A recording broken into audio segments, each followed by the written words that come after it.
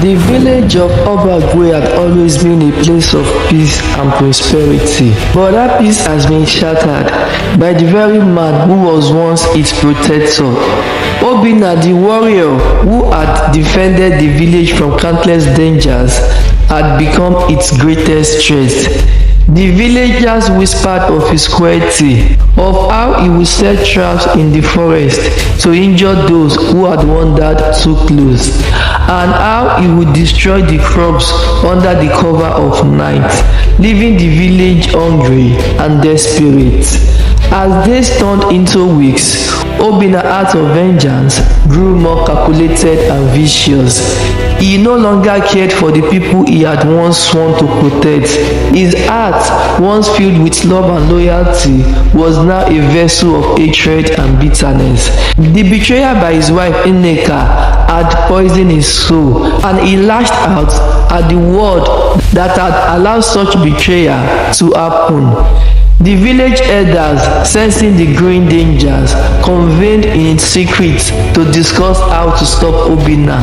They knew that confronting him directly would be dangerous. He was still the strongest warrior in the village, and his rage made him even more formidable. "We cannot let this continue," said Elder Uzo, the oldest and the wisest of the council. His voice was firm, but there was a tremor of fear in his words. Obinna's actions are tearing this village apart. If we do not act, there will be nothing left of Obagwe. "But how do we stop him?" asked Elder Amadi, a young but eloquent, respected member of the council. "He knows the forest better than any of us. Our warriors have tried to track him, but he eludes them at every turn." Elder Uzo's face was grieved. "We must find another way. If we cannot capture him by force, we must find a way to reach his heart, to remind him of who he truly is." As the elders debated, Obinna continued his campaign of terror. He would strike without warning, setting fire to huts, stealing livestock, and spreading fear throughout the village. The people of Obagwe began to live in fear, unsure of when or where Obinna would strike next. The village warriors, led by Chidi, Obinna's former second in command, were determined to capture him. They knew the village could not survive much longer if Obinna's rampage continued. Chidi organized patrols and set traps of their own, but Obinna was always one step ahead. One night, Chidi and his men were tracking Obinna through the dense forest. The moon was hidden behind clouds, and the only light that came was from the flickering torch the warriors carried. The air was thick and tension, and every sound seemed amplified in the silence of the night. "Spread out," Chidi whispered to his men. "He can't be far." Suddenly, a cry rang out from one of the warriors. The others rushed to his aid, only to find him trapped in a pit, his leg caught in a crude but effective snare. Chidi cursed under his breath. Obinna had set the trap, knowing they would follow him. "He's toying with us," one of the warriors muttered, fear creeping into his voice. Chidi's face was grim. "He wants us to know he's always one step ahead, but we won't give up. We can't." They helped the injured warrior out of the trap and continued their pursuit, but the night ended in frustration. Once again, Obinna had evaded them. They returned to the village empty-handed. The villagers grew more desperate with each passing day. They could no longer rely on their once warrior to protect them. Instead, they had to protect themselves from him. Families began to leave Obagwe, refuge in neighboring villages, hoping to escape Obinna's wrath. But not everyone could leave. The elders remained, determined to find a way to stop Obinna before he destroyed the village entirely. The children and the elderly, too weak or too young to flee, huddled in their home, praying for deliverance. Among those who remained was a young boy named Emeka. He was only 7 years, small for his age, but with a heart full of courage and curiosity. Emeka always admired Obinna, watching him train with the warriors, dreaming of one day becoming a warrior like him. But now Obinna was no longer a hero in his eyes. He was a monster, and Emeka determined to stop him. One day, playing near the edge of the forest, Emeka spotted something unusual. A series of footprints, large and deep, leading into the dense undergrowth. The boy's heart raced with excitement and fear. He knew these were Obinna's tracks, but unlike the warriors who had tried and failed to follow them, Emeka had a different idea. He followed the track, his small feet barely making a sound on the soft earth. He moved quietly, just as he had seen the warriors do, careful not to disturb anything that might give him away.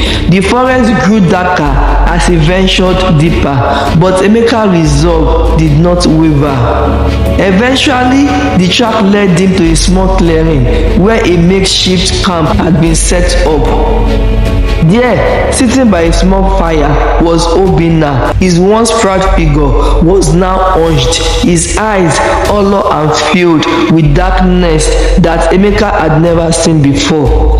The boy's heart pounded in his chest, but he knew what he had to do.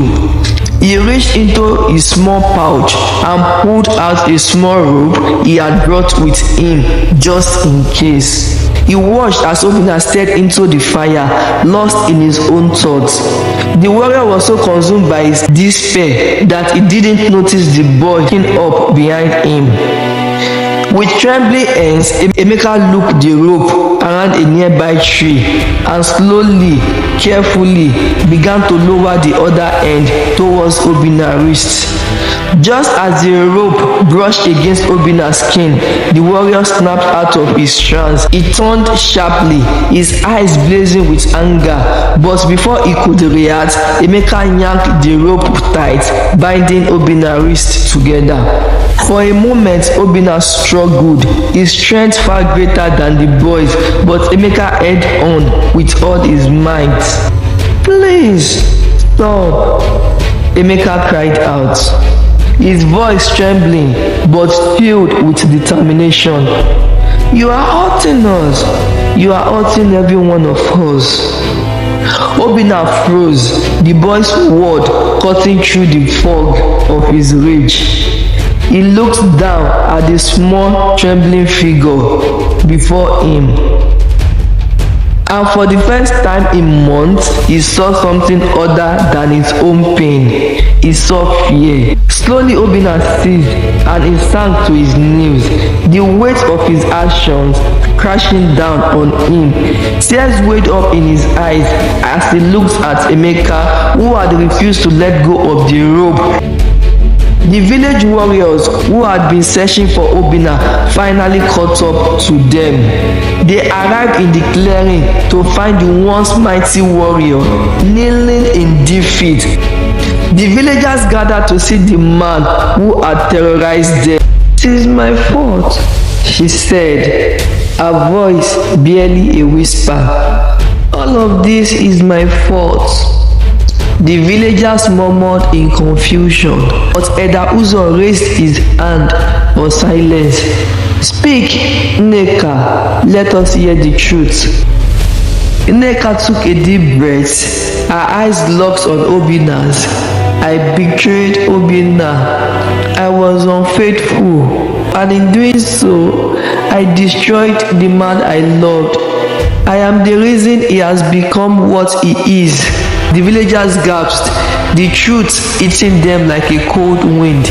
They had seen the changes in Obinna, but they had never understood the depth of his pain.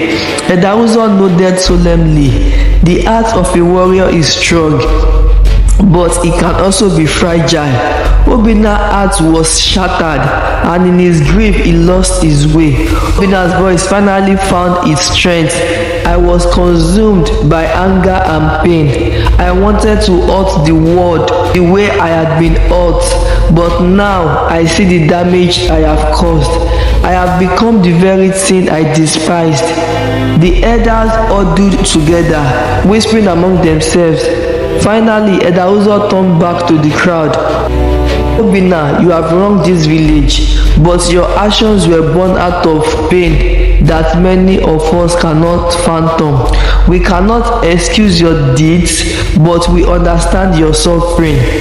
You will be judged for your actions, but first you must find a way to atone for the pain you have caused. We will not seek your death, Obinna, but you must find a way to heal the wounds you have inflicted upon this village. The villagers watched as Obinna began his journey of redemption, helping to rebuild homes, tending to the fields he had once destroyed, and aiding those he had wronged. The village, though slow to forgive, began to see the change in him.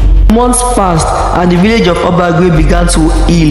The crops grew once again, the livestock returned, and the fear that had once gripped the village began to fade away. Obinna, though still haunted by his past, found solace in his work. He was no longer the warrior he once was, but he had found a new purpose in helping his people. The day finally came when the elders called Obinna before the village once more. Elder Uzo looked at him with a mixture of pride and sorrow. Obinna, you have worked hard to make amends for your actions. The village has seen your effort. We believe you have earned your place among us once more.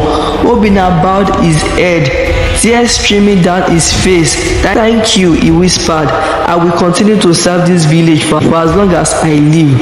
Elder Uzo nodded. You have walked through the darkest of shadows, Obinna, but you have found your way back to the light.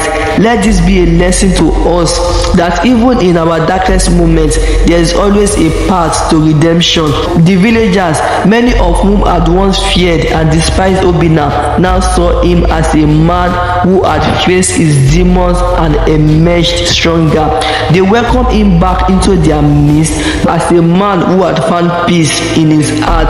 Obinna continued to live in the village, helping to protect and nurture it as he had once done, but now he did so with a heart that had been tampered by pain and forged anew by redemption. And so the village of Obagwe, once torn apart by betrayal and vengeance, found peace once more. The shadow that had hung over it was lifted, and the light of forgiveness and hope shone brightly once again.